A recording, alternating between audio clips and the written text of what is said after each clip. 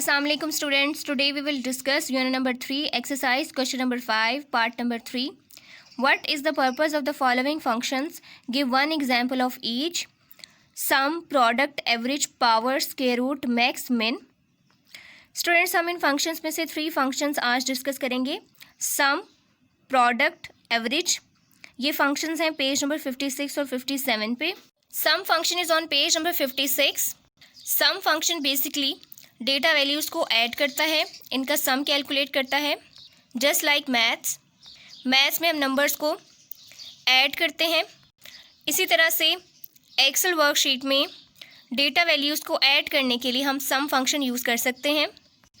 अगर किसी cell range में डेटा वैल्यूज़ हैं और इन डेटा वैल्यूज़ का सम कैलकुलेट करना है तो हम सम फंक्शन यूज़ कर सकते हैं. For example, cell range B5 to B9 में डेटा वैल्यूज़ हैं और इन डेटा वैल्यूज़ का सम कैलकुलेट करना है तो हम सिंपली सम फंक्शन यूज़ कर सकते हैं.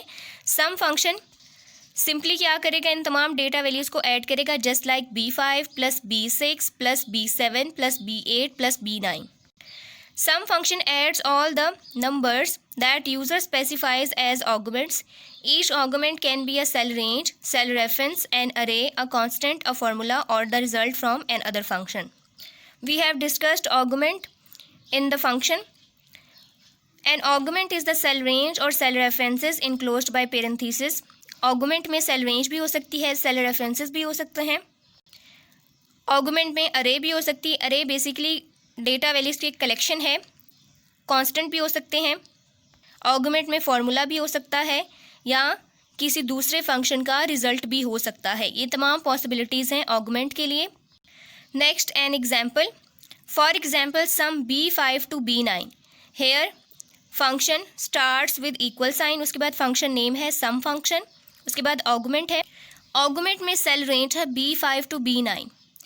Students, in this figure we can see worksheet में cells B5, B6, B7, B8, B9 में data values हैं, यानी B5 to B9 cell range में डेटा वैल्यूज़ हैं और इन डेटा वैल्यूज़ का सम कैलकुलेट करना है. सम कैलकुलेट करने के लिए सिंपली हम सेल B10 में ये फंक्शन यूज़ करेंगे. ये फंक्शन इन तमाम डेटा वैल्यूज़ को ऐड कर देगा, सम कैलकुलेट करेगा. ये बेसिकली आर्गुमेंट था.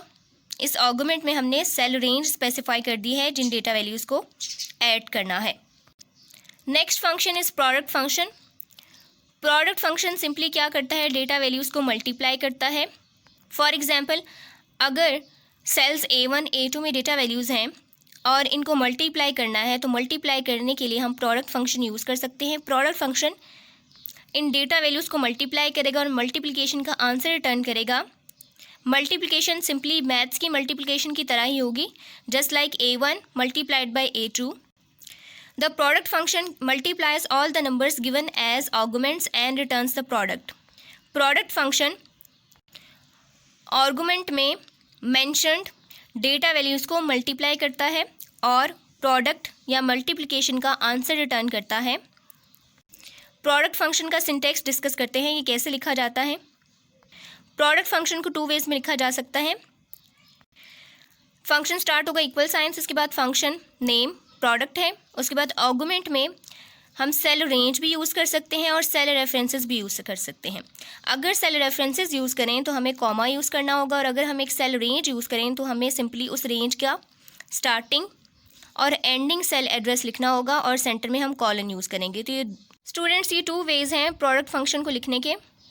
एक में हमने सेल रेफरेंसेस यूज़ किए हैं और एक में सेल रेंज यूज़ की है. नेक्स्ट हम इसकी एक एग्जाम्पल डिस्कस करते हैं.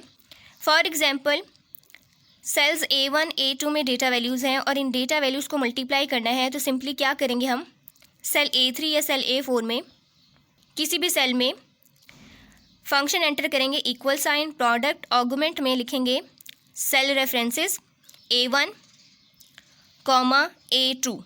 तो सिंपली प्रोडक्ट फंक्शन क्या करेगा, इन नंबर्स को मल्टीप्लाई करेगा और मल्टीप्लिकेशन का आंसर रिटर्न करेगा उस सेल में जिस सेल में ये फंक्शन एंटर किया जाएगा. फॉर एग्जांपल, सेल A4 में ये फंक्शन एंटर हुआ है तो सेल A4 में जैसे ही हम फंक्शन एंटर करने के बाद एंटर की प्रेस करेंगे तो मल्टीप्लिकेशन का आंसर अपीयर होगा.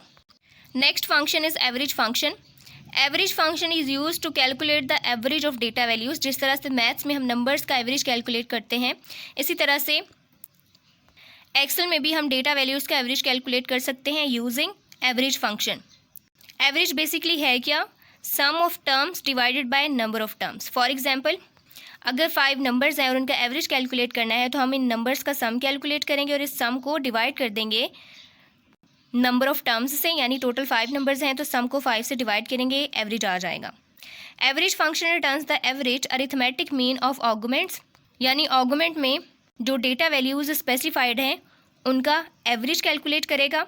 नेक्स्ट एक एग्जाम्पल डिस्कस करते हैं। For example, if the range B1 to B5 contains numbers, the formula और function equal sign average B1 to B5 returns the average of those numbers. For example, in this figure we can see a worksheet. इस worksheet में range B1 to B5 में data values हैं और इन data values का average calculate करना है। Average calculate करने के लिए हम कोई भी सेल सेलेक्ट करेंगे, फॉर एग्जांपल सेल B7, और इसमें ये फंक्शन एंटर करेंगे equal sign, average function name है और ये आर्गुमेंट में ये सेल रेंज है। जैसे ही एंटर की प्रेस करेंगे फंक्शन एवरेज रिटर्न करेगा, एवरेज की डेटा वैल्यू अपीयर होगी। एवरेज में बेसिकली हुआ क्या है कि इन तमाम डेटा वैल्यूज़ का सम कैलकुलेट हुआ है और ये 5 पे डिवाइड हुआ है। स्टूडेंट्स, ये था हमारा आज का लेक्चर। Good luck.